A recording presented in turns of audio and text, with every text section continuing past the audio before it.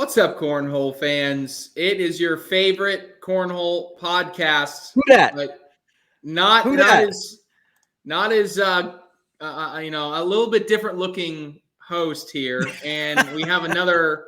Mish, you need to We got shave, three man. beards. We got three beards now. I just realized we got a bearded trio here. Trey What's Ryder, going on? Anthony Ione, and our newest co-host on Around the ACL, Jake Brannon. Round of applause for Jake Brannon on his intro. Let's go. Happy to be here, guys. Thank you. I appreciate that. It means a lot. It means a lot coming from you guys. So we got plenty of knowledge to drop down on you guys today, and obviously got a great lineup of things to talk about. So today we'll dive in a little bit into the recap of Open number 9 that just took place in San Diego. We'll talk a little news around the league. Buy or sell, our favorite segment. We'll talk a little bit about ACL Europe and the launch of that season. We just had the first European Open, so we'll dive into the rest of that, those results as well as the rest of the season. And, of course, wrap things up with a look into how the pro team standings are shaking up right now as we're getting closer and closer to that first pro event of the season. But we usually just talk with a little generic small talk, Jake. I mean, did you watch some of the Open this weekend? Did you have a good time watching it? Anything else exciting going on with you in your first show on Around the ACL? Oh, yeah, man. I mean, got to start off. I'm so excited to be here. I love listening to Around the ACL and hearing all you guys talk about what's going on. So to be able to be behind the scenes and being a co-host with you guys, it means a lot. I'm super excited to be here. I did have a chance to watch most, if not all, of the Open, especially on Saturday and Sunday. Sunday was absolutely perfect, because I'm sitting on my couch. I just got done playing a round of golf with some friends. Come back home. I got my phone propped up, watching the Open. I got the pregame for the Super Bowl on the TV. I'm living life, listening to Corey and Mish talk about some cornhole. It was fun. Yes. Anthony, LA have any? I mean, you're tweeting nonstop about LA, man. Right now, he's getting locked in. He's got to be. Yeah. Little man at home. His name is Anthony too. Little Anthony is what actually it was his sisters and my wife that kind of gave him that name, because it was getting confusing. But yeah, he's killing it in basketball, man. It is nonstop. But I'd like to kind of chalk. We're in the presence of a cornhole monster here. I don't think we can just glaze over the fact that Jake Brannon has joined the show. So let me just talk up Jake a little bit so everybody knows who they're working with here in the cornhole mind that we have on the show. So first of all, I feel like nationally, the ESPN debut by Jake Brannon in the college championship, that's a little over a year ago, right? Was that December of a year ago? Yeah, December of 22 was the first time I played on TV. Yes. So he's been there. So when we talk about what it's like to be on the broadcast, the journey that it takes to get there, Jake Brannon has been there. And, bro, if I remember correctly, you came from the behind position in that. Weren't you down quite a bit, and then you came back Crabtree, right? How did that play out? How did that ESPN broadcast play out? making me relive one of my darkest nightmares. Oh, man. No, it was fun. No, because if we go over to the double side, me and my partner Zach Owens had to play Landon and his partner to make it to the broadcast for doubles, and we ended up beating him.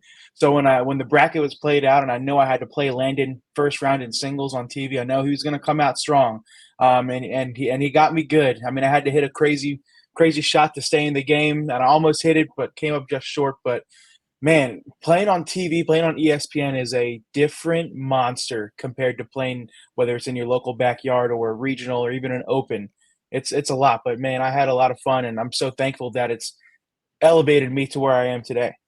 Hey, you said reliving your nightmare, so I'm going to keep going, because when you said almost there, I think we need to finish the story here a little bit. So for anybody that's almost been there, who's almost won that championship, who almost made the cup, I think Jake Brannon has one of the toughest resumes out there. So let's then fast forward to Worlds, right? We get out to Worlds. Jake wins his singles bracket, which is absolutely unbelievable at a Worlds event. You know, all the best players are coming in, packing into a bracket. Goes through, it was Ty Thompson in the final. So then he goes on to the bracket playoffs, right? You have this hundreds of advanced players at World. It narrows down to, I want to say it was 8 or so. And you actually win your first, Nathan Lopez. And then you go on and you play the eventual winner. Yeah. Jaden Ellis. Tell us about that one a little bit. Man, dude, I had known who Jaden was a little bit going into that match, and I had seen how he had progressed through the entire day, but I knew what I was getting. I knew I had my hands full going into that match, and I like to think I gave him a little bit of a run. If I'm not mistaken, I think I scored the most points on him than anybody else did in the final 8.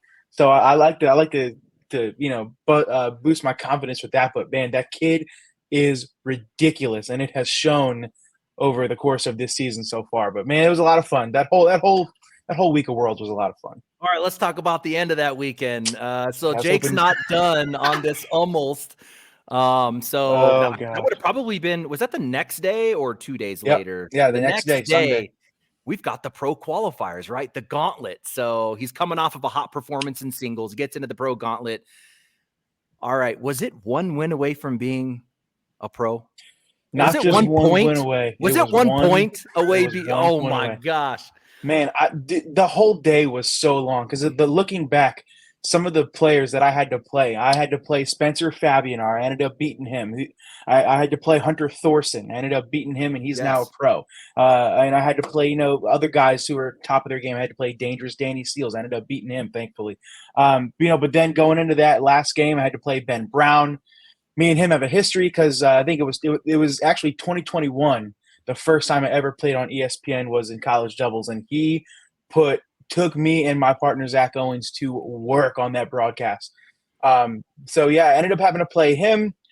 I remember, it was a close game, and I remember I hit a nice shot to where he had to hit a ridiculous backside airmail to stay in the game. And I remember squatting down. And I was like, man. Did you do the hardball? I was doing that because in my head I was thinking, man, what am I gonna do when I win this? Am I gonna jump up in the air? Am I gonna scream? Am I gonna stay humble and just shake his hand? And then he hit the airmail, and I was like, oh crap! Stop playing. I still have to keep playing. And then I guess we had another round, and then it came back to where I had to hit an airmail to stay in the game, and then I hit the airmail. But I ended up dragging. I hit the airmail, but I ended up dragging one of his bags, and he got the 2 points for the win. And it was a great finish, but man, it was a gut wrencher to end it. That was for sure. Well, welcome to the show, man. For a guy that followed you, we're gonna just let that go. This poor guy, he just relived his worst nightmare. But super proud of you, man. I've been following you, and it was awesome to see. It's not done. It's not done. No, man, I appreciate that. It was a lot of fun looking back, now that I've had months to kind of relax and, rethink about it. It was a lot of fun. It was an awesome opportunity. Shout out Ben Brown. I love him. He's one of my great buddies, but yeah, it was a lot of fun, and I'm thankful that it happened. It was a good learning experience. Absolutely. And now we get him here on Around the ACL. So now he gets to do what he's really good at, which is talking about cornhole. Let's go. So, let's dive into it, guys. So we had Open number 9 in San Diego, California this past weekend. JBJ takes down singles. Doubles was Hunter Thorne and Trey Birchfield. I went on a hot take, and I said that they were going to, be a Final Four team. I wasn't hot enough on my take with Hunter Thorne and Trey Birchfield. They had a big wing. Michaela Calvi on women's, Ross Moore and seniors, and Candler Bagg, who's shown a lot of really great potential, wins it for juniors. So, Jake, it's your first show. We'll let you go first. So any big thoughts on the doubles side as we saw Hunter Thorne and Trey Birchfield get a big win in San Diego? Man, I got to give him some props. If I'm not mistaken, it was the first time we've been to that building since the 2021 Open when Trey Birchfield had that incredible game, 47, 48 rounds against Josh Holland. So to see him come back into that building and get another Open title, this time with Hunter Thorne, it was pretty cool. Throwing those Titan Talon 2.0s, I was a little skeptical going into it because I wasn't sure if Hunter could throw those as well as he does his BG Wizard L's, but they showed he did good with them. He did real good with them. He threw real well with them. I was also a little skeptical coming into the finals because, man, Derek Holland and Alex Rawls had such a hot hand, Yes. double dipping Jackson Remick and Gavin Hammond with, I would say, relative ease going into that finals. And I thought it was done. I thought they were going to walk away with them. And if actually they started out with an 11-0 lead, and then Trey and Hunter came back with a 21-2 run to take it down. Gosh. Very impressed by them. Very impressed. Anthony, thoughts on doubles as we saw Thorne and Birchfield get a big win? You know what? I have to go right to singles if I can, Trey, because this one is killing me. We talked last week in the buy or sell about the Rookie of the Year race. You know, we've got this Jeremiah Ellis, Ryan Trader kind of like head race here. Who's going to be it? And I sold on Jeremiah Ellis just because Ryan Trader, he's got the 2 singles wins in his back pocket. But then I said, you know what? If we get a Jeremiah Ellis and Ryan Trader final, and Jeremiah Ellis wins it, he is now my leading candidate for Rookie of the Year. And man, did we almost get that. So Ellis comes out of his bracket B undefeated. He led the bracket 10.7 over 127 rounds, going through guys like Jeremy Frazier, Moses Asweta, Hunter Thorne, and he gets this kid Candler Bag twice. Candler Bag now coming on radar. And actually, this reminds me, we had a Gavin Cano post coming right off of that. So Gavin Cano plays him in the losers final to get up to the championship. And Gavin just says, Candler Bag, crazy. Cano throws an 11 in that match over 24 rounds and scores 6 points. Candler Bag goes 92 of 96. We're getting to the point where players are going to throw 100 bags in a row to win matches. He's 4 bags away from doing that. So unbelievable performance for him to get up. And then Trader comes out of his bracket C, takes a loss to Windsor, but then comes up and double dips. So yeah, it's like, do we get that Trader Ellis 1v1? And Trey, I think we were going back on Twitter. I was like, this just might happen. We don't get the matchup. They both win their bracket, but however the seeding works, they don't get the match in the first round. I'm like, okay, we'll still have a chance if they both win that first round. Then we'll get the championship match. They both got smoked. Trader put up 2 points on JBJ, and Ellis put up 3 points on Tony Forbes. And I think this is a good roll into, like, because we keep talking about this talent of the returning pro field, right? And then we're like, well, wait a minute. Look at the talent of the rookie class coming in. And now we're like, double take, wait a minute. Look at how strong the amateur field is. You know, we've got this emergence of Candler Bag and Tony Forbes. We've got the known talent of Jaden Ellis and Jake, you know about that. And then we've got these D1 college recruits that we keep talking about, Gavin Hammond, Jackson Remick, these guys all leveling up their game and emerging as some of the best in the game, all the way down to the amateur and college level. You know, Hammond played Trader in the losers final in singles. He almost gets to a championship bracket. And then we had Remick and Hammond take the king seat in doubles, going through pros like Duncan Clemmer and Ethan Walker. And also Derek Holland and Alex Rawls, which you were talking about, knocked him down. Now they came back up and got it done. But yeah, it's like the talent across all levels just keeps increasing. And Trey, it almost feels like soon we're going to have to go back and look at the way that we define skill levels in this game, right? It's like when we first came out, we had pros at greater than 9s, advanced greater than 8.3s. At some point, half the pro field is going to be throwing 10s. You know, the average pro might be a 9.5. So we're going to have to probably go in and adjust how we define the talent in this game. It's absolutely getting crazy. But just some others to mention: Gavin Cano, gas all weekend, singles and doubles. You look at the stats on paper, it's like, how did this guy not win both? Kobe Shearer did really, really well in doubles, as well as Samantha Finley. She crushed it in doubles. Nick Williams threw well. Joe Kay threw well. Deborah Odom, if you look at her stats, she absolutely fried her opponents through the entire doubles tournament. Really, that's actually the best I've seen Deborah Odom throw. She threw really well. Of course, Harbaugh came out well. Frazier, and then Trzynski keeps throwing gas, and we keep talking about him as one of the top 10 players. But good to see JBJ back on top of the singles game. I really didn't expect him to lay low long, you know, and I think good timing, well-timed as we're approaching the pro season. And if we know from JBJ from last season, he came in a national number 1 ready to go, taking down both doubles and singles and swept it. And then, yeah, props to Tony Forbes. Wow, this kid's unbelievable. He's going to be something special. Let me just mention a little bit in doubles. I did want to focus. You did talk about Trey Birchfield and Hunter Thorne taking down doubles. I think a big win for Birchfield on a number of levels. Obviously, he's in this race for the all-time titles.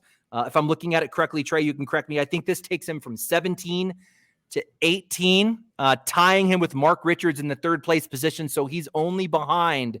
Nope. What do you got? Where's he at in that lineup? He's still one behind. He's still one behind. Okay, so he's going to be behind Richards, behind Graham, behind Guy. So he's fourth all time. So he's kind of closing up that distance a little bit. And a much needed win, I think, for Trey. You know, we're talking about a guy who was the world champion and the number one player in the world a couple years ago. Fell to 57th overall last season, but stayed really strong on the double side, back-to-back seasons as a top 5 doubles player. And he's had really huge success with anybody who's on the other side. Hunter Thorne ends up being the one throwing him back to him.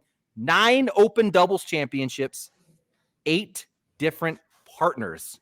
That's unbelievable. So congrats to Hunter Thorne and Trey Birchfield, open number 9 doubles champs. Yeah, I want to say just one more quick thing about doubles before I move into something I have on singles. Trey Birchfield is the best doubles player of all time, right? That's an agreement? If not, who? 9 championships with 8 different partners. I mean, it's tough. Can you name a better doubles? How do you argue that? You can't. That's what I'm thinking. I mean, it's awesome to see. I mean, I love Trey.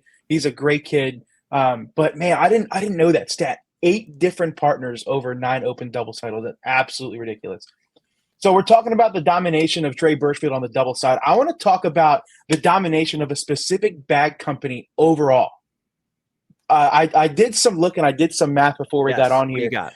So if we combine open doubles and open singles throughout the first 9 opens, all right, that's 18 events. Yep. BG has won 7 of those events across open singles and open doubles. The next bag company that comes close has won 3 events.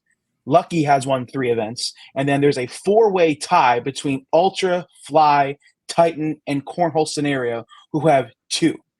The utter domination that BG has put on so far in the Open Series is ridiculous. And I think what do they have in common? What is in common about that bag and the style of play? I mean, sticky boards, lots of blocking, lots of rolling. And I mean, it's been very successful so far this year. So I would challenge, let me say this. Is it that the bag is dominating, or that bag, like I think maybe Anthony may be alluding to, is that play style suited best for that bag? And because that player is the most successful at the moment in time right now where we are, that's the reason. I mean, it's worth a conversation, right? Is it because if we get, you know, the perfect play style, the perfect bag for JBJ and Gavin Cano and Logan Chamberlain and all them, is that BG bag because it really suits their play style? Because it suits their play style, they're just really dominant players. That's why they're getting all the wins and they're going to all these different events. Or is it truly partly because of the bag? I think that's part of the conversation. I think it's a combo. So what's going on is BG has this demographic of players, and they're catering to that demographic. They're going, okay, you want a slow bag? Here's a slow bag. You want a slow bag with a little bit more hop? We're going to give you this wizard that has, you know, a certain fill that's going to give you a little more bounce. Or, you know, we're going to hit you with the mercenary so you can have, you know, a fast side, but a slower, you know, a bigger delta in the speeds. Oh, you want a little bit more drip on the hole? And we're going to come out and give you that, you know, that Wizard L or something like that to give you both rollability and both hole friendliness. So I think it's a combination of the bag maker working with that demographic and giving him the bags to be successful. Well, and then let me give you an example. How about Landon Bass, ACL Elite player, started throughout most of the season throwing these Viper R's, which is like, you know, a super hole friendly bag, but not really necessarily known for blocking and rolling. The Hamilton, Ohio Open just a few weeks ago, he decides to switch throws. I forget who it was, but if somebody's BG Wizard L's runs through everybody and makes the overall Open singles final. So I think the bag itself has a lot to do with it. And, you know, that's a case in point right there with Landon. Could be part of it. Something we can talk about as the season goes 20 on. Minutes on that continue topic. to track. We can go continue 20 to track minutes on that topic. Let's jump in a little bit to news around the league. So we did have a South Dakota State Championship in singles. ACL rookie pro Jay Seifkis. So I don't know Jay, but you know he's won some tournaments. He is a rookie this year. He takes down singles and doubles. We have former ACL pro Matt Ryan and Brady Hoftiezer. That's a fun last name. But yeah, so interesting. And any thoughts on Jay? You guys, either one of you familiar with Jay and his game? I'm not. I'm familiar with Matt Ryan, of course, right? He came in and as a pro. This is a little bit of history too. Everybody didn't know the Mountain South and North the Mountain North existed, 5 years ago. We weren't really on the national radar. We used to do something called the Black Hills Shootout, where we would go state of Colorado versus state of South Dakota, and we would rally to a middle point, and we would throw this big tournament on. It was state versus state. So Matt Ryan would be one of those players where you walk in, and at the time he was like one of the big dogs, and me and Uncle Bob were like just getting started. We were grinding. We were on our journey to be pros eventually. But yeah, one of my biggest memories was Matt Ryan and his partner Stu, who's another good player out of South Dakota. And me and Uncle Bob, big match. My first time, Jake, of having everybody surrounding your lane, something that you're very familiar with now at this point. Oh, yeah. On steroids on the ESPN stage, but you probably have 100 people in a circle. And to me, that was like, holy shit, what's going on here? This is my first time like this, but throwing slide right. So that'll date it. That's going to take us back to 17, maybe 18 at the latest. But we got this dub against the hottest players in the building. I will never forget that, because that you talk about breaking the seal or having that win that really gives you the confidence to move forward. Yep. That was the win for me and Uncle Bob, and eventually became pros. I'll never forget that one. But Matt Ryan still playing. It's good to see him still in the mix. He still got it. All right, let's roll over into buy or sell. It's Jake Brannon's first buy or sell. Let's put him on the hot seat. I'm excited for this. I'm excited. Let's get all right. Jake, the 2024 rookie class is better than the 2023 rookie class. I'm selling it. There's no way. Every single year since maybe like 2019, 2020, we've always said, man, this rookie class is the best. This rookie class is the greatest. It's never going to top it. I feel like last year we hit that apex. You got all these dudes coming over. You got Justin Bird Jr., you got Logan Chamberlain, Fisher Hamilton, Gavin Cano, all these dudes showing out their rookie season. I think it is going to be really, really hard to beat that. Now, I will say this rookie class has a lot of talent.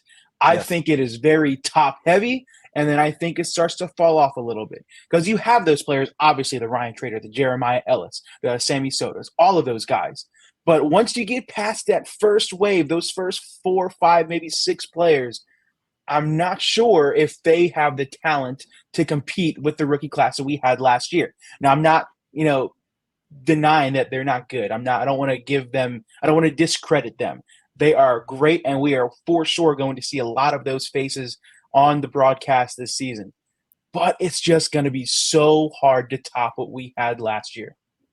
So hard. Anthony. So I got to sell it. I'll go quick.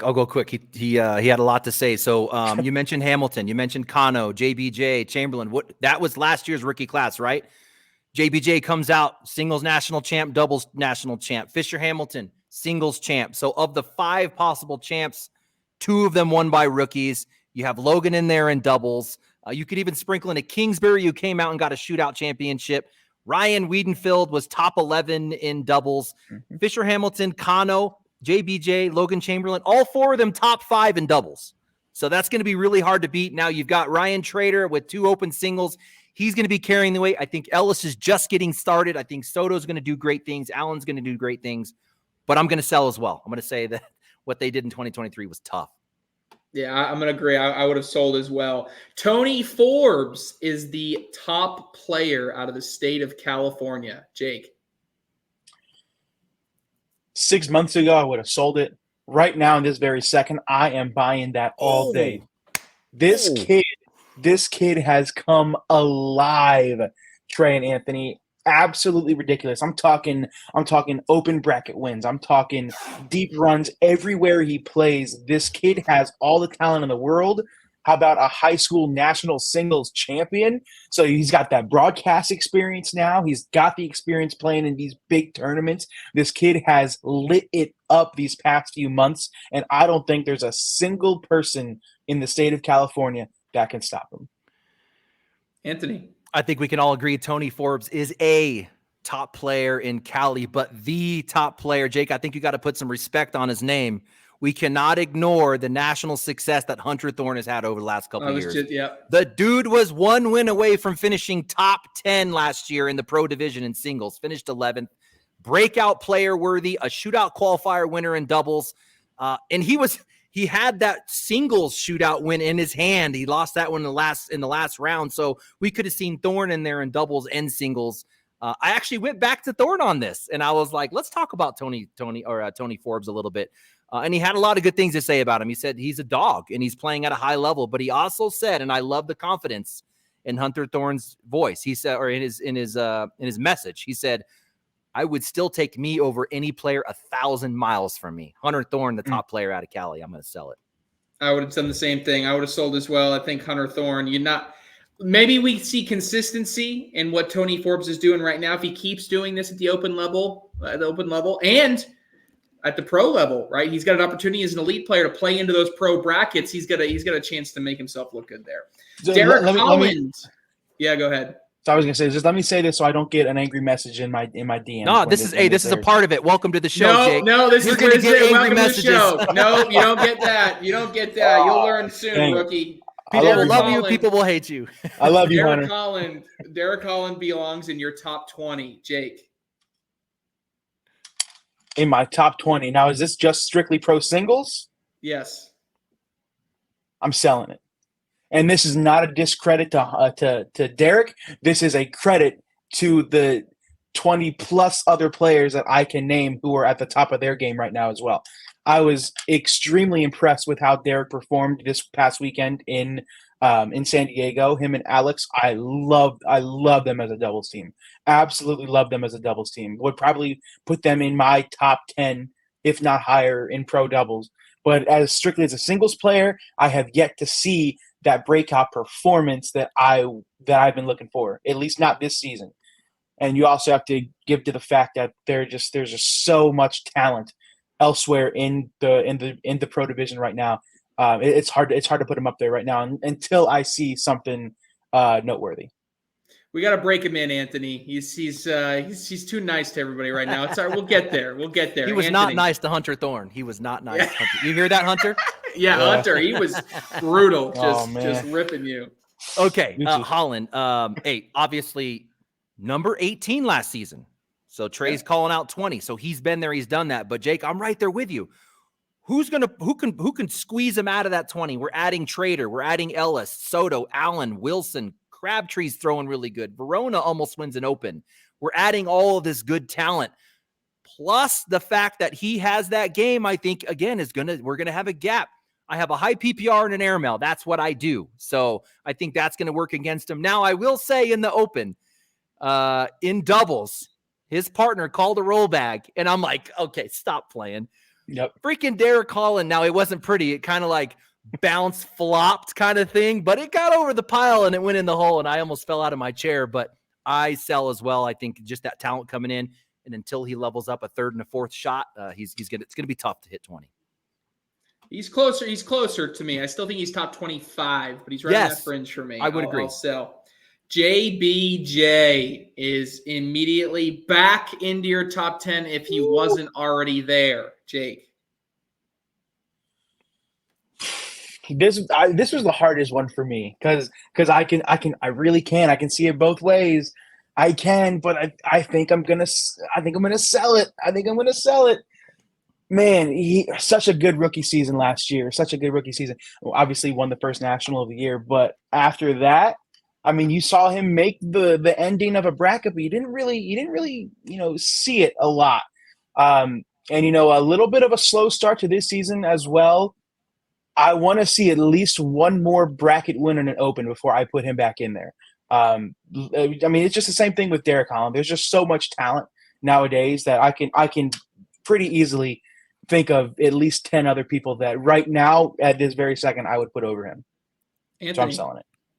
Hey, first of all, JBJ, I see you, man. He's been really consistent. He's been top 5 in his bracket in doubles and singles all season. So he is getting it done. It's just I think we were used to seeing him always in the finals, but I don't want to put all of my stock in the fact that he won a singles. If we go to me and Trey's top 10, who's not in those top 10s? Ethan Walker, who won a singles and a doubles. Logan Chamberlain, who won a singles and 2 doubles. We've got a lot of top 10s in there who haven't won an open singles yet. Batson's in there. Tony Smith, Alex Rawls, Jamie Graham, Gavin Cano, Ryan Windsor, Jeremiah Ellis. All these guys are in our top 10s and have not won an open yet. So I don't want to put all the stock in just the fact that he won. I'm also going to sell. He's right outside for me, but obviously JBJ still in the mix. I was going to buy. I put him back into my top 10. I kicked him out because he wasn't performing at a high level. He performs at a high level. Welcome back to the club, JBJ. Who comes out, Trey? Who comes out? I was say I took Jack Gore out. Jack Gore, okay, I said, see you later. I can feel that. I said, see you later. I got to commentate the regional this weekend, and Jack was fine, but he wasn't great. So, JBJ, you're in. He gone. All right, last one. The Ellies, which are the Jeremiah Ellis fans, are bigger fans than the Swifties. Jake, what do you think about the Ellies? Oh man, as a live streamer who spends most of my time at these events scrolling through the stream chat and everything, I'm gonna buy it. Dude, I don't know. He's got a lot of fans, dude. There are some faithful Jeremiah Ellis fans that have emerged, and God forbid you say something bad about him, because you will get got. If he has a bad shot and you say, man, that was a bad shot, you better turn the chat off. But I like it, man. I like it. I feel like that's what the sport needs. I loved watching him go up against Jordan Power because they were into it. The chat was into it. Us as commentators, we were into it too. I'm loving the fiery emotion that he brings, and with that, the fiery emotion of his fans and supporters in the chat. I'll buy it. Anthony. I don't know much about Swiftie fans, but I know a lot about cornhole, and there's got to be a lot of Ellies out there. The dude he's likable, he's relatable, he's competitive. Yeah.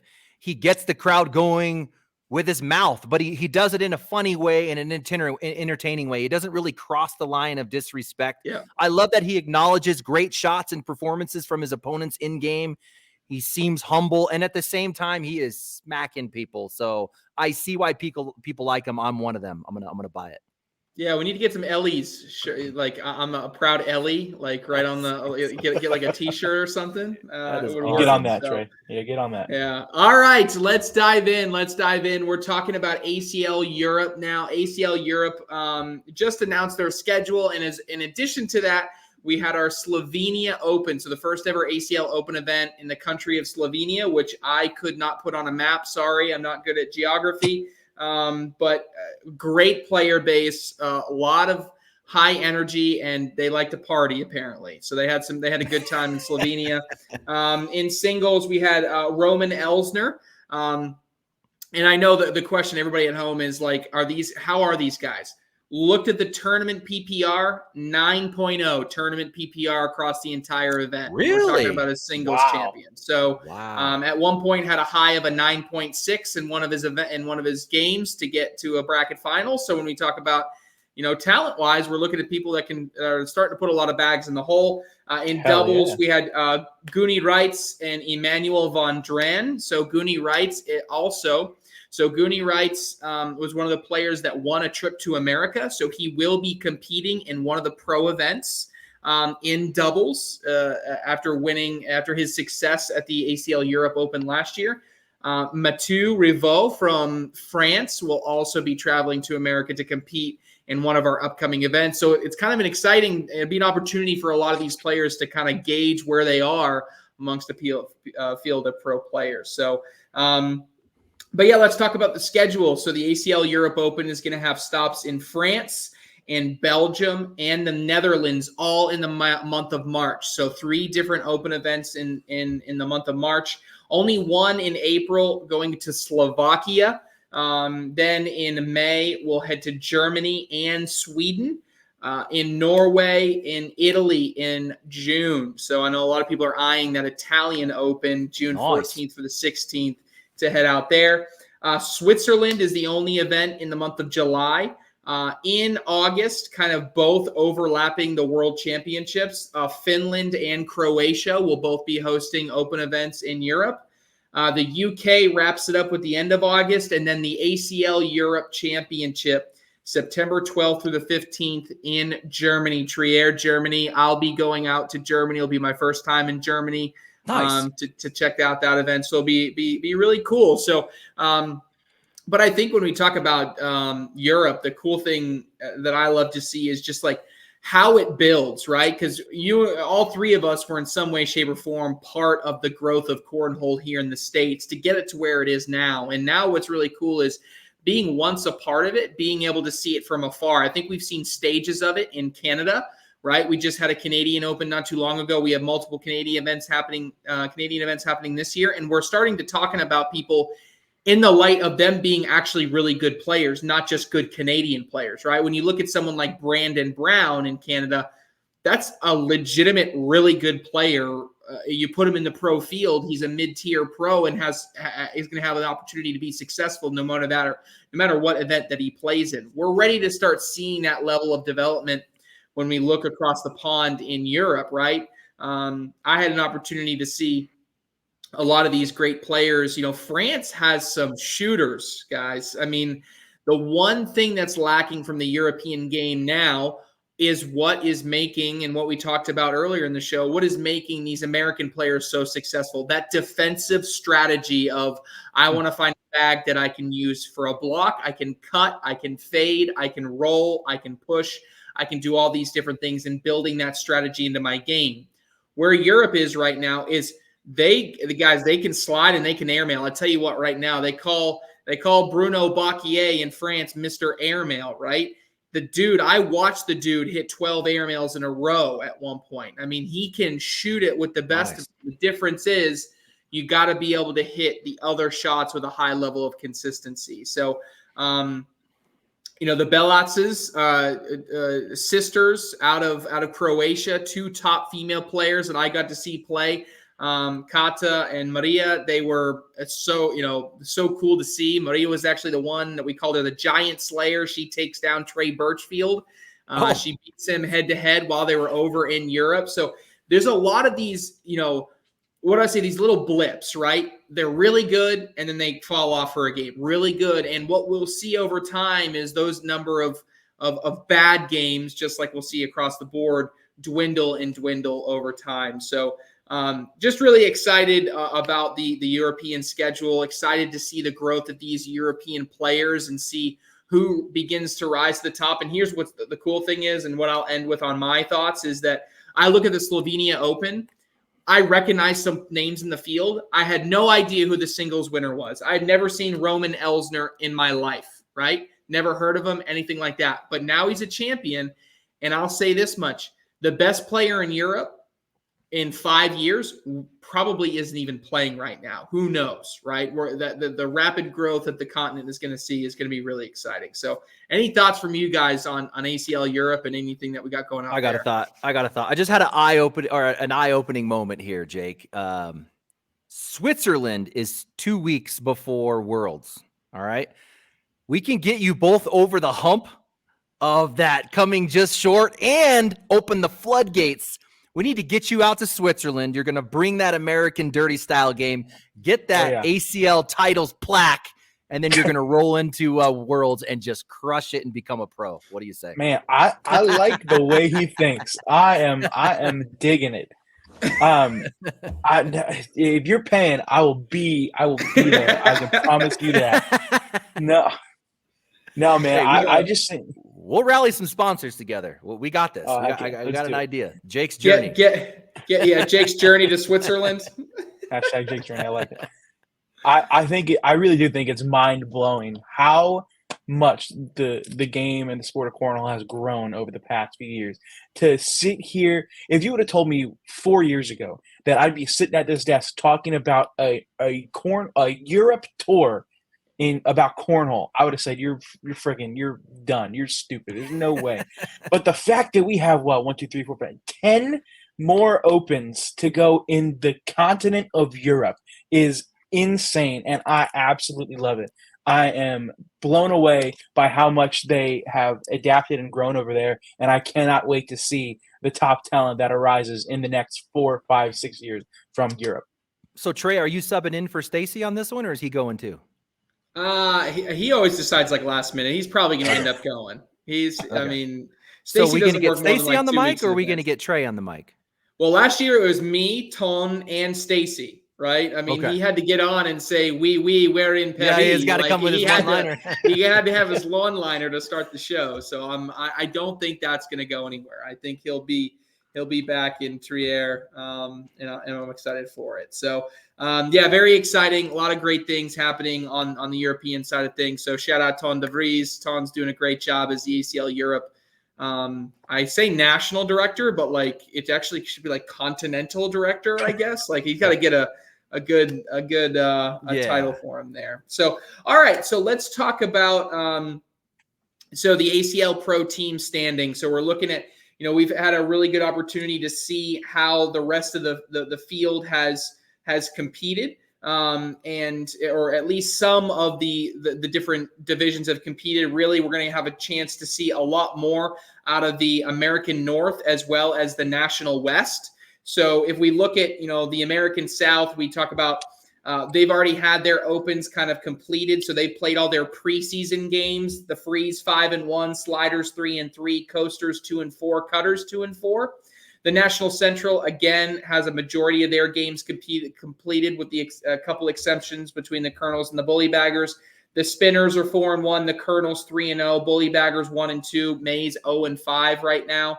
The National West, who just played this past weekend, the Timber and the Burn both go 2-1. The Slingers and the High Rollers both go 1-2. And then they'll also compete in Mesa again, so we'll have some matchups in Mesa to see. But then as well as we look towards Opens 11 and 12, right before the pro season starts, that's when we're going to get to see the American North, where we'll see the Marauders, the Aviators, the Woodchucks, and the Ringers, those reigning champ Ringers, finally looking to get back on the boards and compete. So yeah, maybe I'll start with you, Anthony. Anthony, as we look forward to the pro season and also a reset and looking at how these teams have competed so far at the open level, interested to hear your thoughts. Yeah, I mean, obviously the one that stands out the most is the Freeze is as good as we thought they would be. If we go back to the beginning, I think we both gave them an A.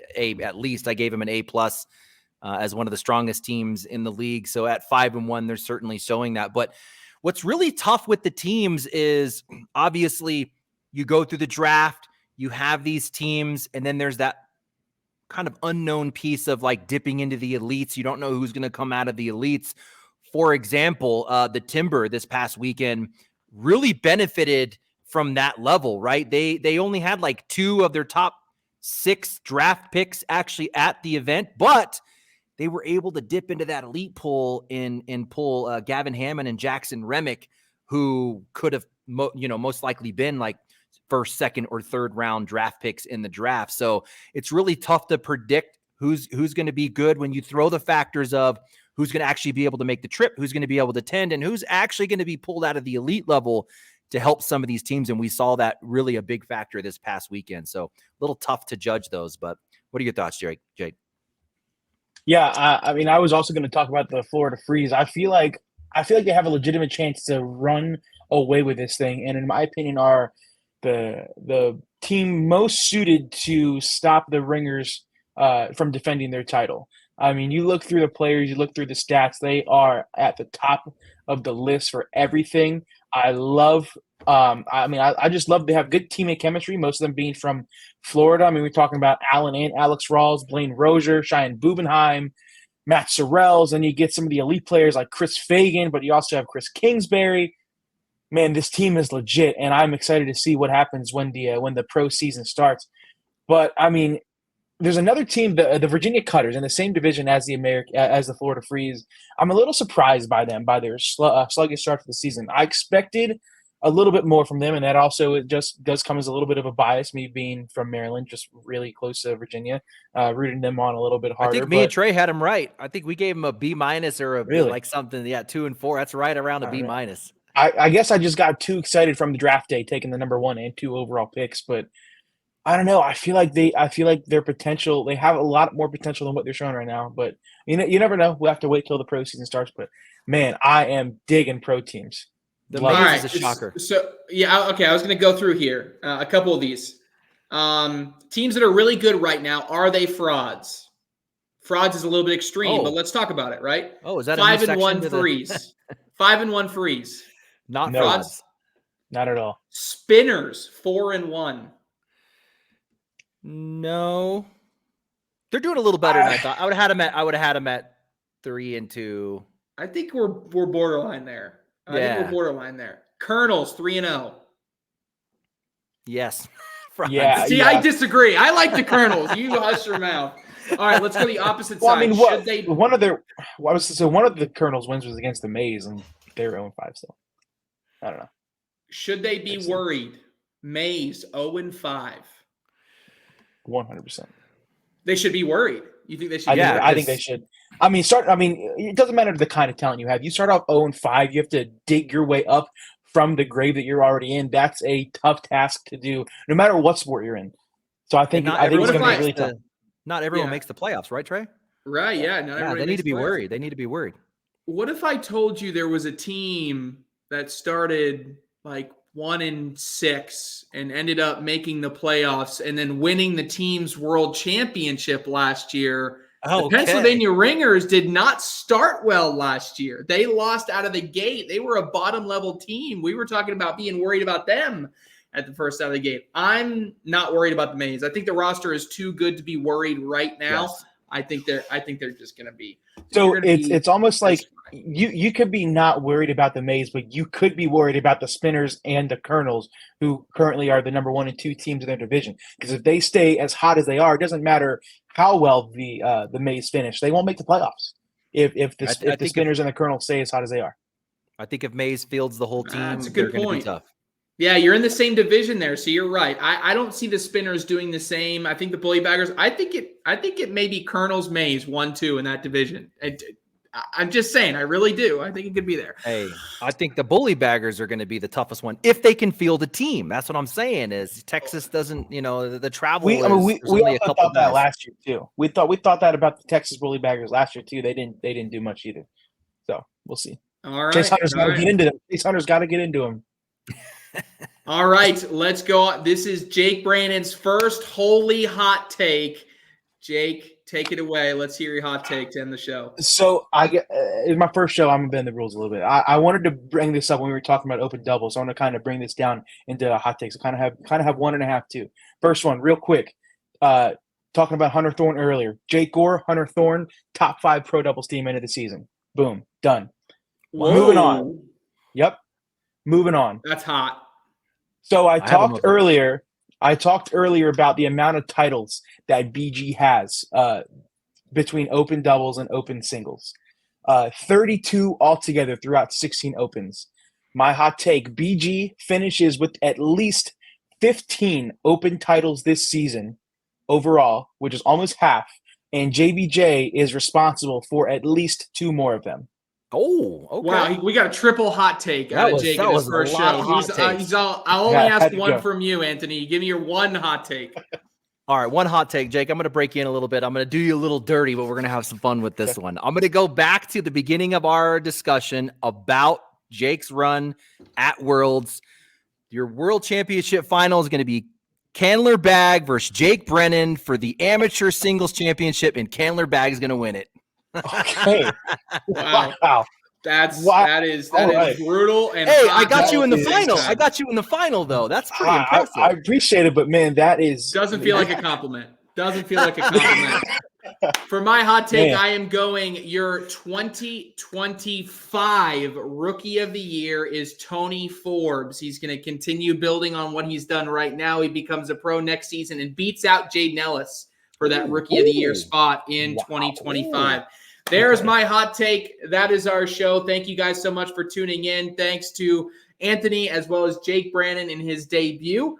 Until next time, we'll see you guys next week here on Around the ACL. See you guys.